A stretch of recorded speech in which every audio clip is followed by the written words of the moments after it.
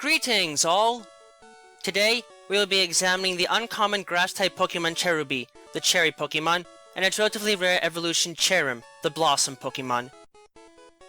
Cute and adorable to a fault, and lovers of the sun, the members of the Cherubi family are interesting plants that can definitely use the power of the sun to their fullest advantage when given the chance.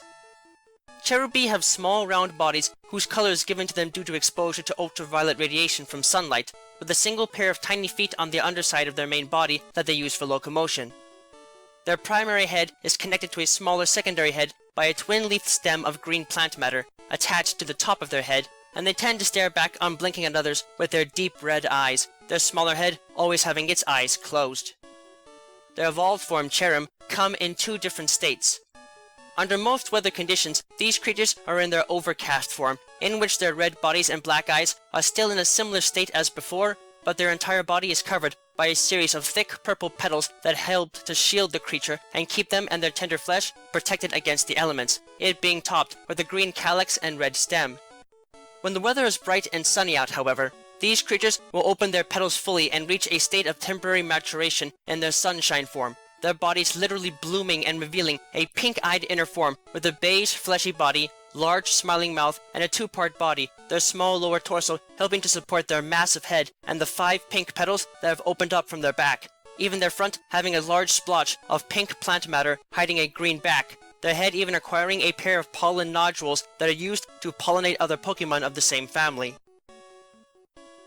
The members of the Cherubi family are simple plants that do not have a lot to offer in the way of combat ability as a result of their simple anatomy and form, but this does little to deter them from at least attempting to make some use of their natural powers to make themselves a threat in some shape or form.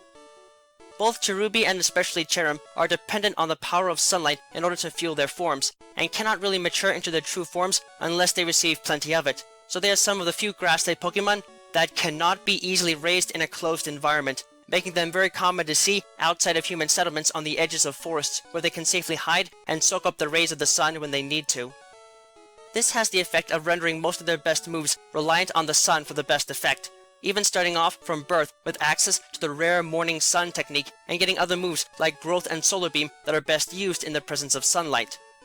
Their access to the sunny day technique helps to complete the circle and ensures that they get exactly what they need no matter what, and their access to the chlorophyll ability as Cherubi and their exclusive access to the flower gift ability as Cherrim helps to push this connection even further.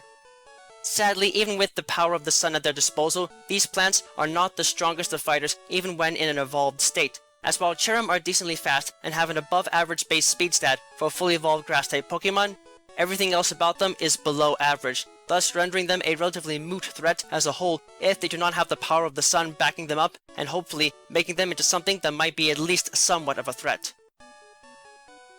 Cherubi are an interesting case study of vestigial traits, as they uniquely have a vestigial head that is a part of their natural form. It is thought that there once was an actual function to this head, mainly allowing the creatures to survive if one of their heads was attacked and pecked off by a bird Pokemon, but over time the need for this seems to have gone away for the most part, leaving it without a brain and much in the way of serious tissue and allowing their primary head to have full control over their body. However, this head is not completely pointless, as it is now used as a nutrient container that contains a potent mix of fertilizers and natural nutrients that the creatures feed off of to survive, allowing them to develop and evolve over time even in the least friendly environments they can possibly survive in. On the one hand, this makes it easy to tell when these creatures are close to the point of evolution, as the smaller head will begin to shrivel as the last needed nutrients are drained from it. On the other hand though, to their detriment, these second heads are filled with a great deal of tasty juice and are often targeted by bird Pokemon as a result, potentially preventing these creatures from ever evolving. This can sometimes prove to be a problem, but these creatures tend to reproduce in fairly decent numbers, so this is rarely a serious concern that needs to be addressed for their survival in the wild. Evolution into Cherrim allows these creatures to at least partially bloom and learn the petal dance attack in turn, but Cherrim in most cases are not exactly built for serious battle confrontations. This is primarily because these creatures are even more dependent on sunlight for energy, so much so that they cannot actually muster the energy they need to bloom under most combat scenarios, leaving them in their overcast form, shrouded by their petals as they make the most of the limited offense they have access to naturally. However, when these creatures are exposed to a sufficient amount of sunlight, usually when it is quite intense, they will bloom fully and reveal their true form, becoming extremely energetic and bouncing about happily as a result of the energy now flowing through them. While they will revert back to a normal docile state as soon as the intense sunlight fades, in the meantime, these plants do their best to make up for their time as a closed bud, using their open petals to absorb as much sunlight as possible. In this state, these creatures naturally release a powerful stimulating pollen from the two pollen sacs on their head, and while this might not be seen as anything to worry about, in truth, this is linked with their signature flower gift ability. For as long as these plants are in their sunshine form, this ability will be active, and the pollen will stimulate the muscle systems and energy flow of themselves and their partners in multi-Pokemon battles, increasing the attack and special defense stats of all Pokemon present on their side of the battlefield by 50%, allowing them to be a powerful supporter that can help elevate their teammates to new heights and render them a useful ally to have, even if their own power might not always be up to snuff to handle larger threats in battle. While they might look more adorable than an actual threat, the members of the Cherubi family are still fun-loving plants that are perfect for a nice day out in the sun. They might not be able to show their full strength without the sun at its brightest, but if you pick a nice summer day to play with them, you'll be more than happy to see what they can really become if their full potential is unleashed.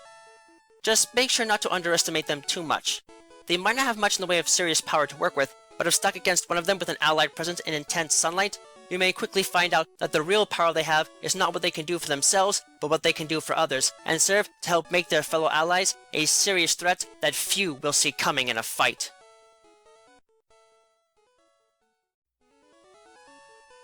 Thank you all for watching this video. It is always an honor to be able to speak with you all on the subject of Pokemon in a way that brings me great joy and happiness in my work.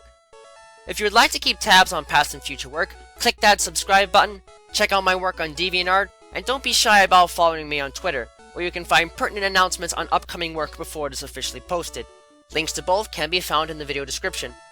If you would like to support my work and help Miguel and I continue to produce more content for you and improve upon our presentation, please visit us at my Patreon page, which you can also find a link to in the video description. Yeah, no. With that, I thank you for watching and I wish you well.